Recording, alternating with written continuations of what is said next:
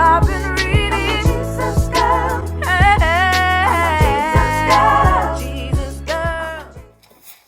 What's up, guys? It is Wednesday, and so it is time for the Wednesday's Word for Women show REmiX. And of course, you know the brothers is always invited to the delegation because we in this thing together.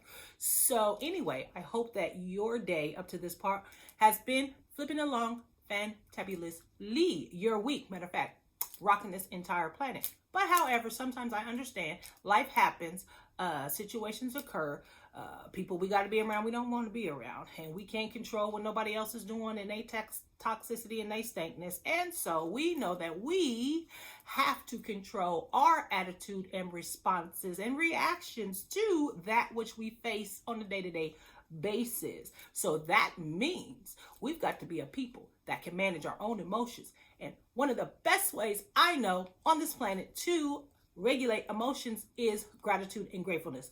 As you are doing what you do, if you always remind yourself, flip through the Rolodex of your mind, grabbing those things to be grateful and thankful for, focusing on what you do have versus what you don't have, or how, not trying to be a Pollyanna, but of how things could be worse. You know, they're bad right now, but they sure enough could be worse.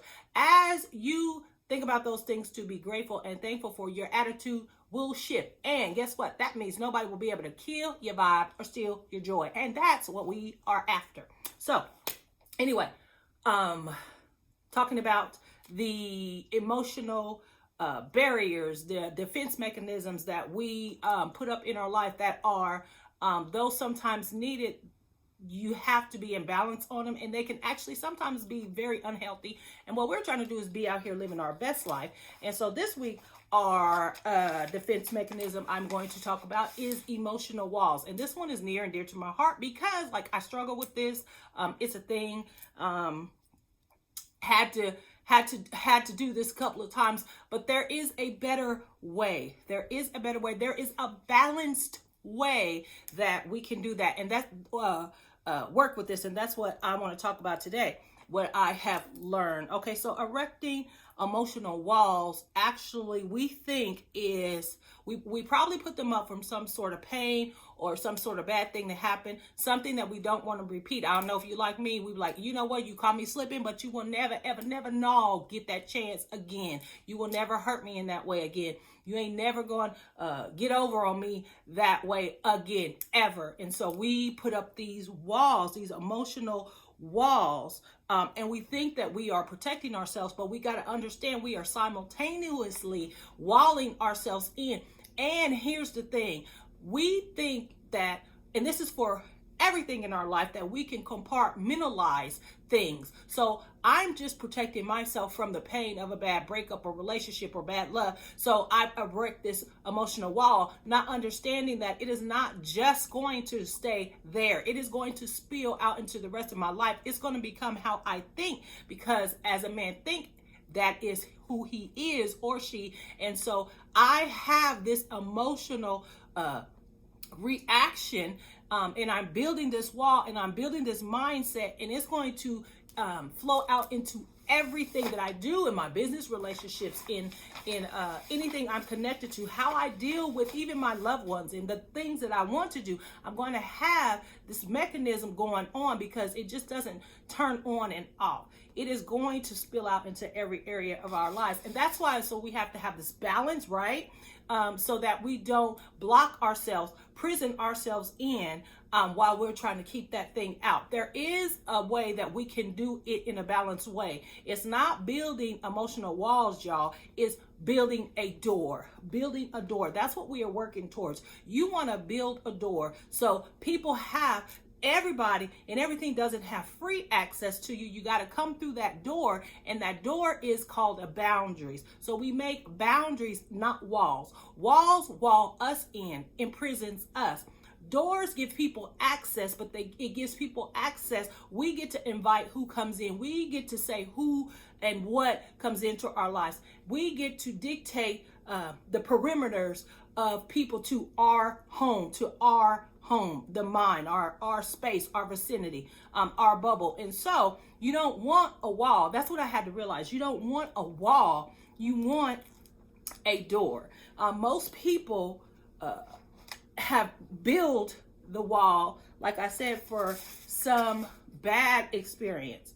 But we are actually then closing off any way for the healthy relationship, the healthy association or connection, for the healthy business partners, for the healthy and balanced things to come into our lives. So in effect, though we are protecting ourselves from something, we are also keeping ourselves from something else. Every yes is saying no to something. You just got to know that whatever you're saying yes to, you are saying no to something. That's one reason we put up emotional walls. The second one is, that was the, if I don't let you in my life, you can't hurt me. But the second one is, we also tend to build these emotional walls because we think that's what's going to give us the control in our life. We think erroneously that somehow we're going to be able to control the future. We're going to be able to control circumstances in our lives. So erecting emotional walls is our attempt at controlling what's next in our lives. Now, this is no diss. It's no diss at all. I struggle myself. But if you're a person that thinks perfection, that thinks that controlling everything around you is going to somehow make life lit, you have missed the ship. Because what happens is, and I've seen it time and time again, perfectionists are the most stressed people. They are the most mentally exhausted ones at the end of the day, because everything has to be just so. And we know we live in a fallen world. There's nothing that's going to be perfect. And so if you are trying to create this perfection, what you're doing is you're creating an illusion, and then every time something real happens, it's going to crush you. Like, have you ever seen a person that they are always well put together, they always have the right answer, they're always seemingly doing the wrong thing, and then one thing happens and they just blow up, they just go off?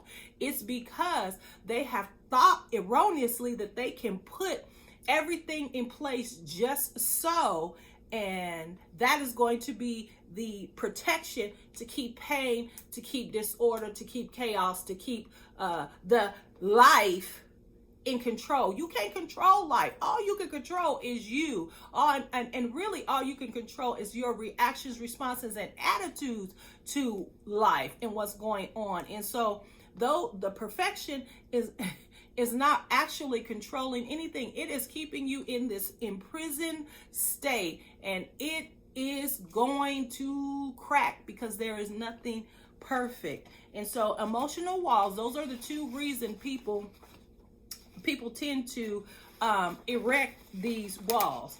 But we want to make doors. So real talk, carrying these emotional walls, building these emotional walls are deep-seated. First, I'm not going to minimize the effect of them, but those wounds give birth to emotional stagnation, unhealthy relationships.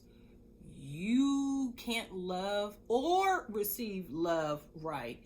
You can't manage supportive friendships and relationships. You can't handle life. And so I know that is not the intended purpose of us building these emotional walls from the get-go. And so what do we do? What do we do, Champagne? What are you saying? No, we don't want to cheat ourselves out of life. No, we don't want to cheat ourselves out of the beauty and strength and healing of healthy relationships. Okay, so what do I do? How do I start destructing these walls? Okay, I got a wall. I need a bulldozer, a construction crew to come demolish this wall. Well, the first thing I will say is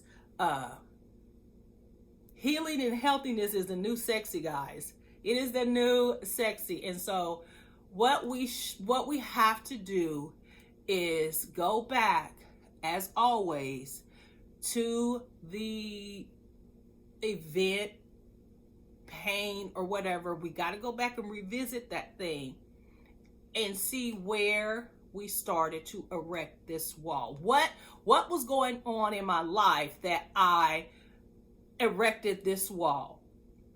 You have to know, I've got this wall. Where did I get it from? And I know this is hitting some people that are hearing me. It's hitting you deep, but I'm gonna tell you this: there's no amount of money, there's no amount of work that is too much for you to get from this imprisoned state that you're in. Just know that. So whatever you got to do, whatever expense it's going to take for you to get the healing, do the work, you need to do it, because I see many people at the end of their life full of regrets, regretting the chances they didn't take, regretting the loves they didn't love, regretting the things that they want to do, but they were too scared because they thought it will cost them too much, because, they had to come out from this wall, missing opportunities, great opportunities. You don't want to be that chick. You don't want to be that guy. I promise you. I see it all the time. And so please understand that whatever work you got to do, it is worth it. Whatever expense, if you got to go to therapy, whatever expense of, vulnerability you're going to have to show, saying you need help in this area, it ain't nothing compared to the freedom that you'll feel once you bust down and break down those emotional walls. The construction crew I was talking about, what is that? Well, I believe a life of faith. For me, God did the thing. It was my start, because he illuminated the truth. You can't fix the lies and the unhealthy unless you have the truth and the light. So you have to make sure your spirit is right, and your soul and your emotions. You have to admit, hey, I know this is broken in my life. I know it. And so you have to then have the construction of the people in construction that do the not the leveling, but they do the foundation. I don't know what they're called, but you need to then put into place things that can build a healthy foundation, because you know that you've got to demolish these unhealthy emotions and traits. And so then you also need the people that clean up the debris of the construction crew. And that looks like going to perhaps the person, if you can, if it's safe, dealing with the thing, clearing out the clutter. You got to clear out the clutter, the debris. You got to clean it up. And then the people that build the new wall, build the new building, and that comes by getting out here and experiencing life, experiencing relationship, connecting with people, moving past your fear of past hurts. That is the construction crew you need. And self-love, knowing that it's okay, boo-boo. It happens to the best of us. Ain't nothing wrong with you. This is just a way you tried to protect yourself. Valuing your space and your time, valuing the perimeters around you is the door that will then help you understand who and what needs access to come through the door, and the boundary of those that need to, you need to say, I'm home to. And so I just hope that this quickly help you. Just look, y'all. Do you have some emotional walls? Yeah, they protect, but they are simultaneously putting you in a prison. And for me, the whole goal is about freedom. Whatever anybody say, I don't want anything blocking me from living the fullest life and becoming the highest version of myself that I possibly can. And I know it's the same for you. And I want the new healthy experiences, and I want to be open and available.